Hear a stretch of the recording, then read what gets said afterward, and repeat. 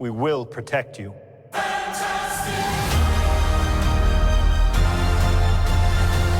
Hello everyone, and welcome to another movie review. I saw Fantastic Four: First Steps a couple hours ago. If you watched my channel last week, I had a few technical issues with my microphone, and yet again this week, I filmed an 18-minute review of this movie earlier after I saw it in the car like I normally do, and there was no audio in the video. So, I was in such a great mood earlier. You can imagine, right? Yeah. From now on, I'm going to be doing mic checks before I film anything. This time, the issue was not a Bluetooth glitch. My microphone, I guess, must have overheated in the car. I left it in the car. I shouldn't have did that.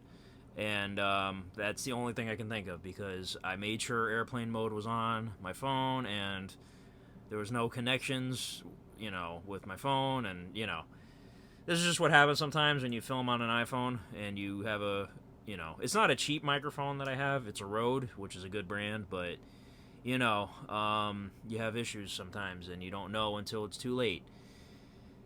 So, I made sure the microphone is working right now. It's a great microphone when it does work.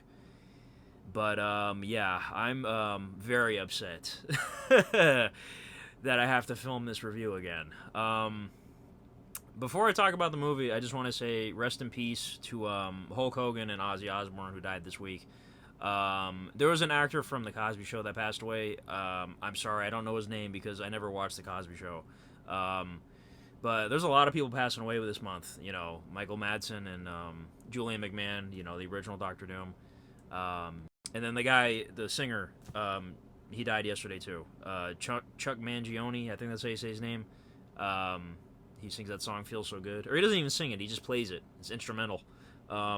Yeah, that's a lot of people dying this month, and these are all people like everyone knows. Yeah, especially Ozzy and Hogan, because those are like two people. Like growing up watching them, you would never think these people would ever go. As time goes on, obviously they get older, and at some point, but as a kid, you just imagine, like, wow, these people are going to live forever, you know what I mean? So it's very strange, having two huge deaths like that, pretty much back to back. So rest in peace to them. I know Hulk Hogan's, kind of controversial, but, he is iconic regardless, and his contribution, to wrestling can't be, can never be taken away, so... Yeah, just thought I'd mention that because, like I said, a lot of people have been passing away recently, and it's crazy. July needs to chill. So Fantastic Four: First Steps. This is the third iteration of the Fantastic Four, right? Or four, I guess. No pun intended. There was, like, the really old one. I think Roger Corman made it back in the day. I never saw that one. But you had the 2005 Fantastic Four and the sequel, Rise of the Silver Surfer. Most people hate those movies. I've never hated those movies. They're always been guilty pleasures, I guess, to me, because I grew up watching them. FX used to play them all the time because, they were Fox movies. And, that was one of my favorite eras as a kid, was the FX. They would always play, like, the big movies, and I used to watch them all the time. I know they're not good movies objectively, but I still like them. I've never disliked them. I always enjoyed the casting of Chris Evans as Human Torch and Michael Chiklis as the Thing. I think those two guys are like perfect for those parts. Jessica Alba, it is what it is. And then Ian Grufford, I think that's how you say his name. He was cool as Mr. Fantastic. He's not like a huge name or anything, but I always enjoyed those movies, like I said. And then the 2015 reboot, I never watched that one just because, they only made that movie at the time just to keep the rights to Fantastic Four. Like, Fox was about to lose the rights for those characters, so they had to do something, so they just made that movie. And it was terrible, apparently, because I've never seen it, but I've only heard it's terrible. So there's no point in watching it, really. And, Josh Trank directed that movie, and he's gone on record saying, like, that's not the movie I ever wanted to make. They interfered with it, and, So I'm not going to watch that movie. There's no point. So now we have this new one, and, going off of everything I just said, no one's been enjoying any of these Fantastic Four movies. So this was like a light at the end of the tunnel. Like, are we finally going to get a proper Fantastic Four movie that's like great? And I'm here to report, yes, we did get one. This movie blows those movies out of the water.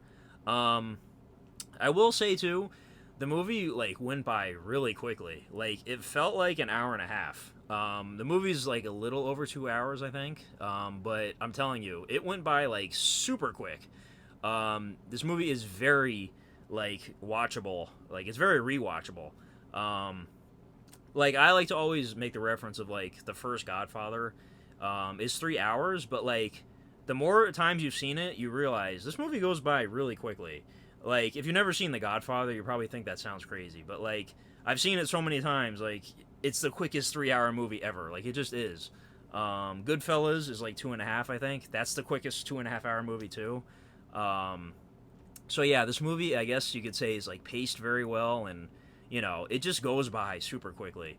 Um, and another thing too, I want to say, the best part of this movie for me was the chemistry with the four characters.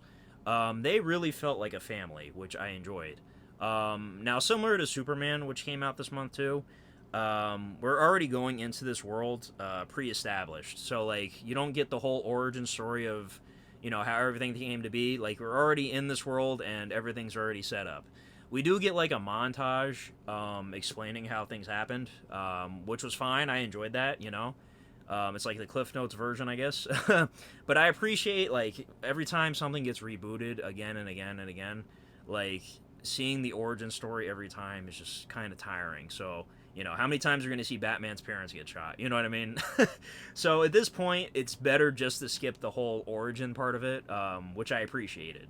So, but yeah, the four characters, like I said, great dynamic with them. Because I know when they first announced the cast, I wasn't super excited, mainly because Pedro Pascal's in everything.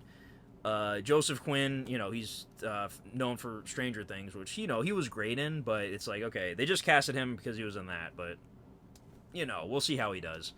Vanessa Kirby, which I've only seen like a couple of things maybe she's been in.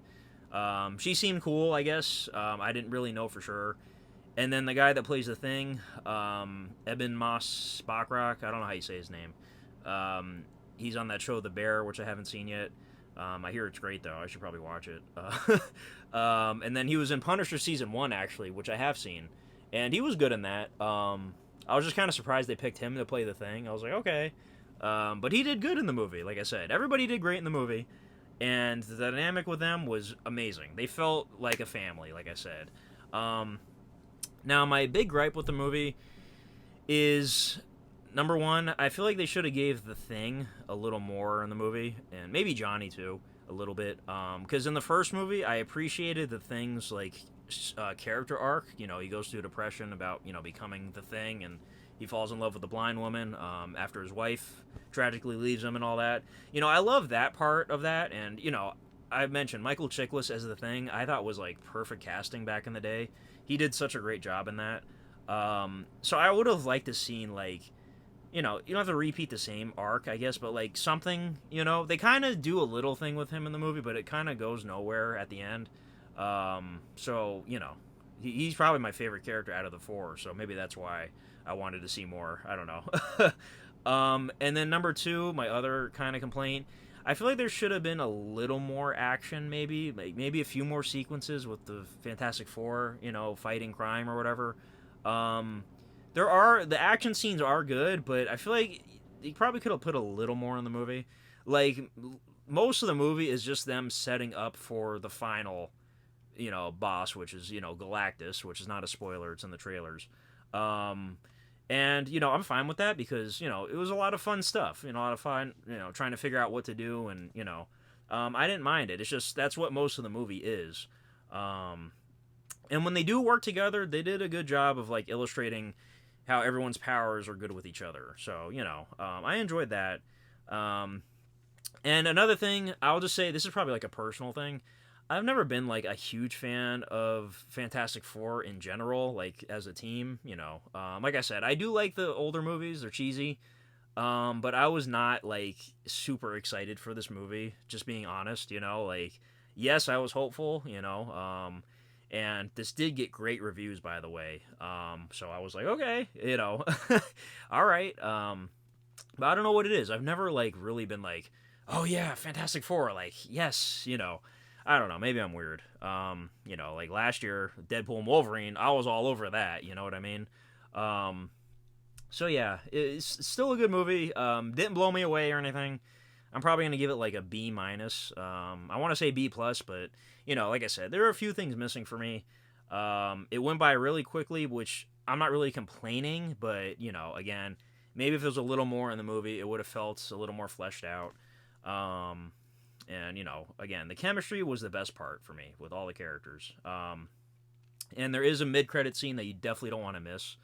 I'll talk about it at the end in the spoiler section because I want to. I'll just say this. It gave me chills. It gave me chills. So yeah, definitely stay tuned for that. There is a post-credit scene, but you don't need to stay. You don't need to stay for it. If you need to go home or run home or whatever, you need to leave the theater, go ahead because it's kind of pointless. It's a funny little thing, but nothing major. So yeah, between this and Superman, because they both came out this month, which one did I like better? I personally like Superman better. That's just me. I thought it was a better movie. But this one was still good. I saw it in IMAX. They did film it for IMAX, and it looked great. The effects were all great. There is a little bit of obvious green screen in some parts, which is kind of unavoidable nowadays. All movies can't have perfect CGI. They're not Avatar. And they did show the Avatar 3 trailer, by the way, in front of this, and it looks incredible as usual. You come to Avatar mainly for the effects and the visuals. You don't really come for the story. I kind of need to rewatch the second movie again. I kind of forgot what's going on a little bit. But yeah, I'm excited for Avatar 3. They did show the Odyssey little teaser trailer thing. I saw that in front of something else too. I can't remember what it was. What movie did I see that in front of? Oh man, was it Jurassic? It might have been Jurassic World. Yeah, it might have been. I can't remember. Um, but yeah, I do have my tickets for that, which are a year from now, which is crazy. And I am seeing it in the genuine IMAX. We have one in Florida. It's the only one in Florida. I think there's only 16 in the whole country. So I'm very fortunate, to be near one of them. So yeah, I do have a ticket for that first showing Thursday night. I think it's like 2 p.m. or something. Yeah, that's gonna be crazy. It's a year from now, so yeah, I did see Oppenheimer in there too. So on this, same situation. So very very cool. But yeah, Fantastic Four First Steps. Again, I'm gonna give it like a 7 out of 10, which is like a B minus. Didn't blow me away, but still very good. And I'm looking forward to seeing these characters again. Thankfully, they definitely worked. I enjoyed all the casting and everything. So. And I gotta mention too, Ralph Ineson plays Galactus. That's a great choice. I think that's a perfect guy to play Galactus, and thankfully he wasn't a cloud this time. And you do have Silver Surfer in there, Julia Garner, I think that's her name. Some people are getting upset because it's a female Silver Surfer. I mean, I guess there's a female and a male in the comics, so they're just trying to do something different. We already had the male one with Lawrence Fishburne's voice. Yeah, I don't know. But yeah, I didn't really go over the plot. Basically, they're trying to protect the Earth from Galactus. That's essentially all you need to know. There's a few other things in there, but I guess it's kind of spoilerish, so I'm not going to say. But yeah, they do a good job of illustrating how four humans could take on Galactus, and they do a good job of making it seem legit. Yeah.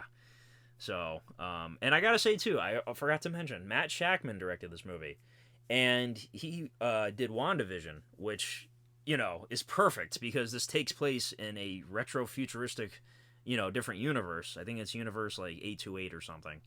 And again, the visual style and all the sets and everything, it all fit perfectly for this guy. He's very talented. I hope they keep him if they're gonna do more Fantastic Four movies. He should definitely stay on with this.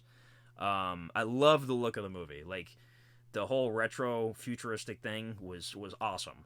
That was definitely a big plus for me because like the Baxter Building and then the little Herbie robot and the fantastic car, we didn't get any of that stuff in the the older movies. So yeah, I really enjoyed that.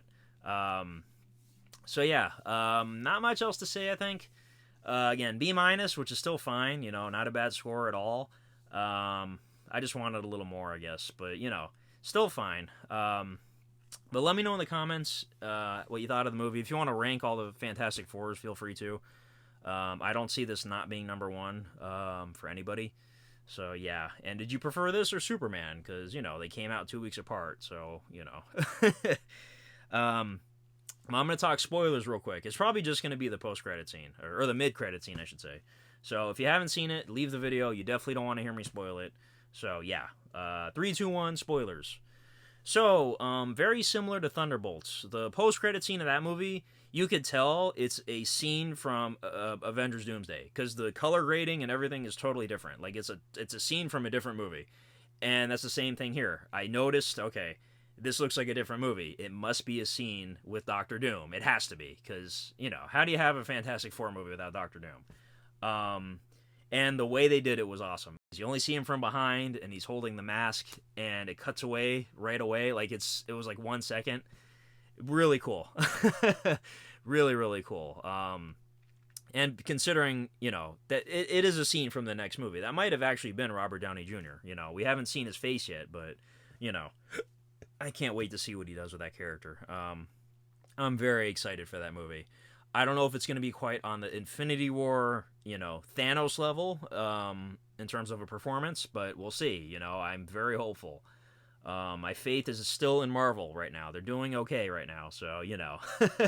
I know they had a few misses over the last few years and a lot of criticism, but yeah, things are looking bright, in my opinion. So, yeah, very, very cool. I'm excited. So yeah, I don't know what the deal is with their son, by the way, because I know Nathaniel Richards is a descendant or something with Reed Richards. He's like a Kang variant or something, right?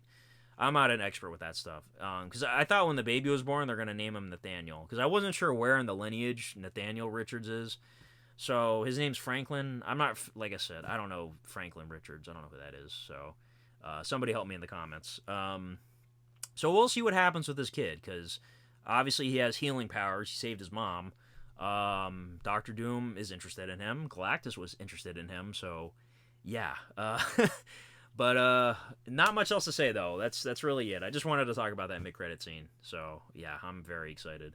So yeah, how long is this review? Oh, almost 18 minutes. Okay, so just about the same.